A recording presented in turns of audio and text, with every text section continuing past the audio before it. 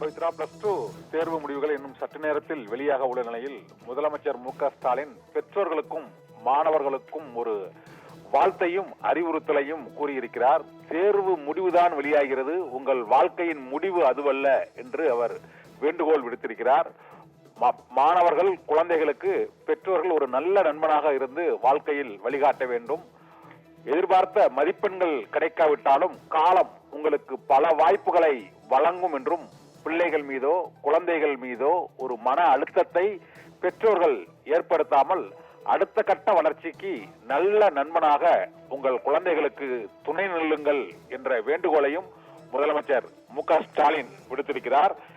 +2 தேர்வு எழுதிய மாணவர்கள் தேர்வு முடிவுகளை பார்த்து வாழ்க்கையில் எந்த விதமான கவலைக்கும் வேதனைக்கும் ஆளாக கூடாது என்றும், இதுவே வாழ்க்கையின் தொடக்கம், இது வாழ்க்கையின் முடிவு அல்ல, இது ஒரு தேர்வு முடிவுதான் என்ற மனநிலையில் இந்த +2 தேர்வு முடிவை மாணவர்களும் பெற்றோர்களும் அணுக வேண்டும் என்றும், தேர்வு முடிவு எதுவானாலும் அதுவே உங்களது வாழ்க்கையின் முடிவல்ல. தேர்ச்சி பெறாதோர், எதிர்பார்த்த மதிப்பெண்கள் கிடைக்காதவர்களுக்கு காலம் பல வாய்ப்புகளை, வாழ்க்கை பல வளர்ச்சிகளை வழங்க இருக்கிறது என்றும் முதலமைச்சர் மு.க.ஸ்டாலின் தெரிவித்திருக்கிறார். தேர்வு முடிவு அடுத்த கட்ட வளர்ச்சிக்கு உங்களை எடுத்துச் செல்வதற்கான ஒரு தொடக்கம், இது உங்கள் வாழ்வின் தொடக்கம் மட்டுமே.